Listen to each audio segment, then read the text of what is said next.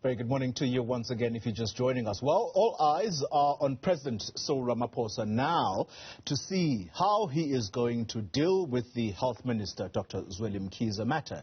Mkhize is accused of benefiting from a tender awarded by his department to the company called Dignified. Now, the company was given 150 million rand for communication work, and the tender has since been declared irregular and unlawful. Since then, there has been mounting pressure for the health minister to step aside. Joining me now to discuss this particular matter is political analyst Professor Mcebisi Ndletyana. He is with the University of Johannesburg. Prof, a very good morning to you. So I've read the article, your opinion piece you wrote on Friday, and you're of the view that Mkhize won't exert any political pressure on President Cyril Ramaphosa should the president decide to fire him. I say you're giving the president too much credit. But before I explain myself, let's give you the opportunity to explain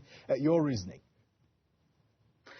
My point really was that it won't have any political costs on Cyril Ramaphosa should he decide to fire Mkhize. Remember, the president is going for national conference re-election next year, and so he would want to carry KZN because KZN is their biggest province. So the concern might be if he fires Mkhize, then KZN leaders might not like that, and so they might try to mobilize against him or something like that. Yeah. However, I discard that concern on the basis that Cyril has managed to build an independent base in KZN. I think Ntuli, particularly, as well as Sihle Zikalala, seem to be behind him. They are part of the renewal chorus. And, of course, the fact that they've been inviting Thabo Mbeki a number of times to that province, you know, for all sorts of things, indicates their warmth, you know, further to this renewal idea. So, yeah, he can go ahead and fire Mkhize. He won't suffer any backlash from KZ. Yeah. All right. I hear your reasoning, Prof.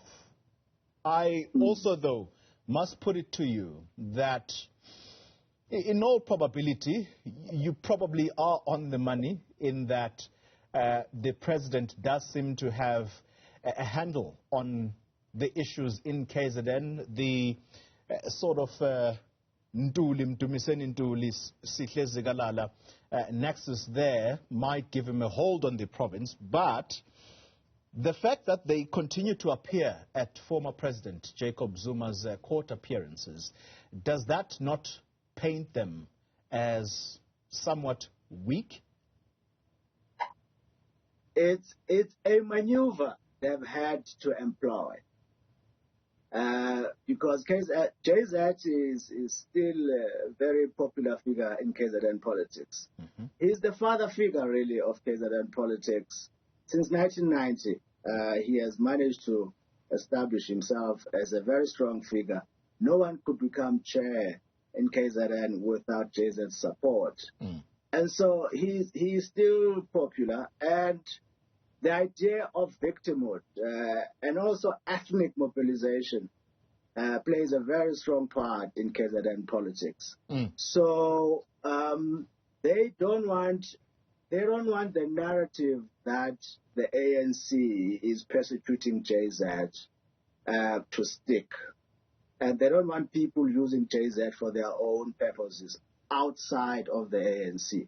So they are keeping him within, controlling the narrative, controlling the display of support, so that no one can say Sihle and them have turned against JZ and therefore try to use JZ to mobilize against them.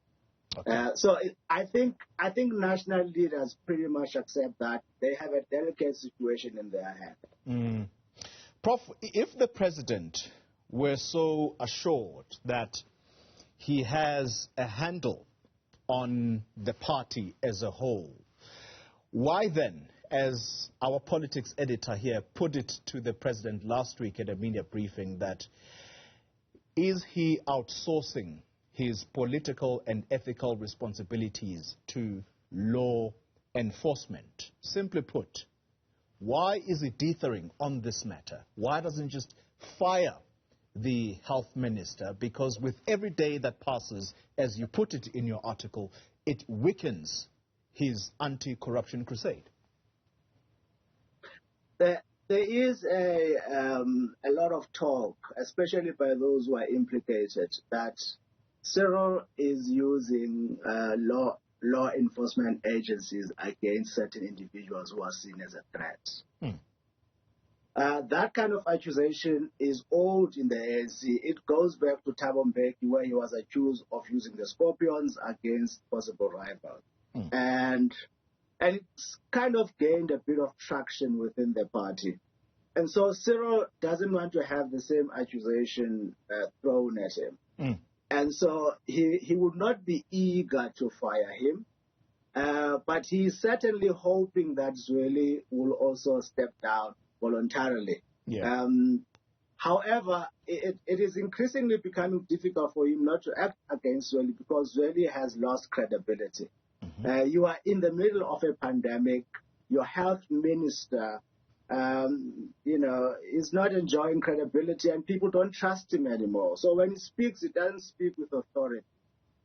All that people see now when he speaks is the depth of corruption. That because they didn't expect Mkhize to be part of this corruption, because he was entrusted with ensuring that funds are spent properly on health issues. Yeah. So his constant appearances on TV are a reminder of the scourge of corruption.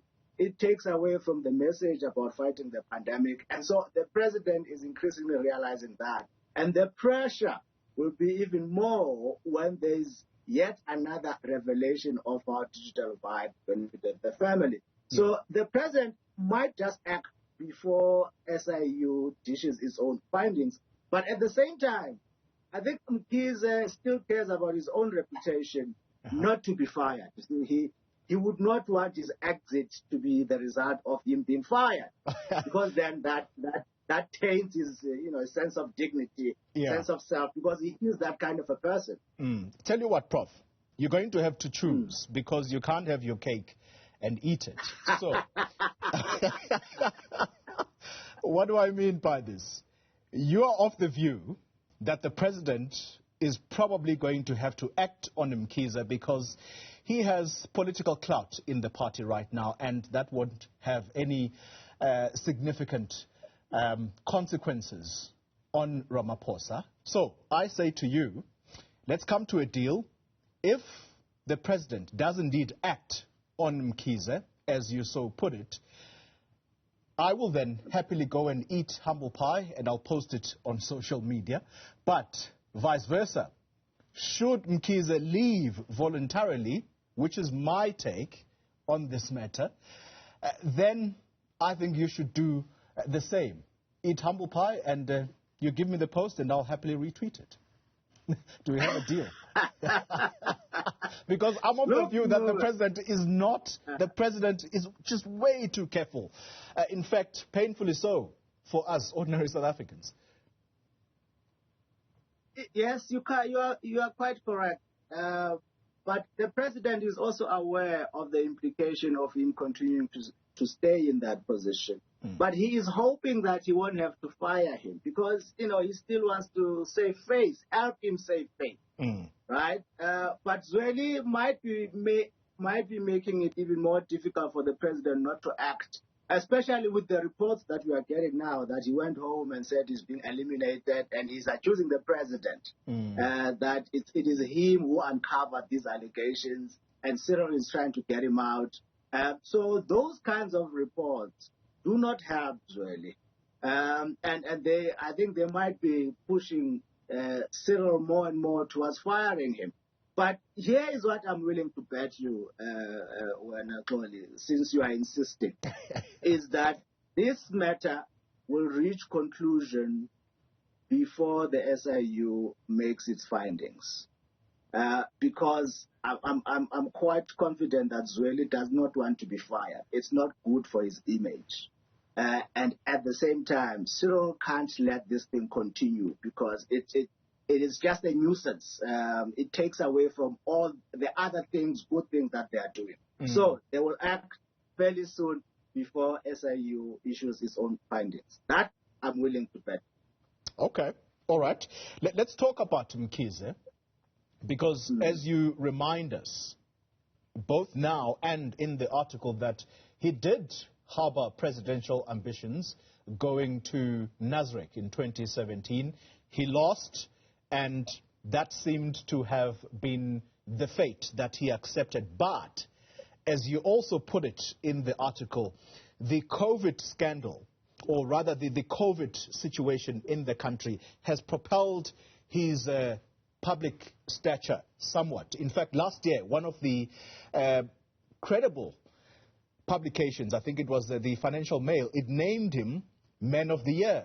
And perhaps that could have revived those political ambitions that were written about in the Sunday Times. Is there still a fighting chance for this man to harbor such ambitions, particularly if he persists on staying in public office, given the scandal he faces? Well, he has been nurturing that ambition for a while. And he's entitled to that because he's quite a competent person, likable, hardworking person. He might not be a populist, right? But when he speaks, he makes a lot of sense, very sound-minded. And even the Sunday Times actually had a huge profile on him at some point out of the blue. You could see that there was something in the works behind the scenes, right? That business liked him. And maybe he could have been deputy or something like that, because they want someone of more similar mind to Cyril Ramaphosa, for instance. Yeah. So he had been nurturing that ambition. However, the scandal has obviously killed any opportunity of him ever standing a credible chance of being president. And so, because he had been aspiring for so long, when something like this happens, you don't instantly admit that your chances are dead, right? So, he has to sit back and think about it. And now he also has to save face. So he's coming up with all sorts of fanciful arguments that, assuming that the reports in the Sunday Times are true, that Cyril Ramaphosa is behind this. What I know, I'm certain of, is that the information that the Daily Maverick published about digital vibes did not walk into their newsroom. Someone sent that information to Daily Maverick, and that person is most likely a potential rival to Zweli. Of course, I don't know if it is the president, but this is certainly political. But he can't blame politics. The point is, there is money that his family has benefited. That seems to be true. So he can't blame it on politics, the fact that he might just be corrupt. Okay. But there is a political shenanigans and play, and you are likely to see a lot of these rivals dishing up dirt on each other, because it is elimination time. They want to eliminate their rival. Very briefly, Prof, you're going to kill me if you go over a minute here. So, if Mkhize does care about his reputation and credibility, and importantly, if he still harbors these presidential ambitions, what would a dignified exit look like for him? It is really for him to concede that it was a moment of moral lapse. He might come up, he might say, well, he trusts them, but they betrayed him or something like that. But ultimately take responsibility that, yes, these are people who are working with him. He apologizes that they then engaged in what seems to be corrupt practices. And for that, he is willing to fall on the sword and exit. Simple as that. He will still save a little bit of his reputation. But if he goes around making unfounded allegations, then, he is just infuriating the public, because this is a public that is already disgusted with corruption, and they did not expect Mkhize to be implicated in this. Professor Mcebisi Ndletyana, thank you very much for your insights. Always good to talk to you. He is with the University of Johannesburg.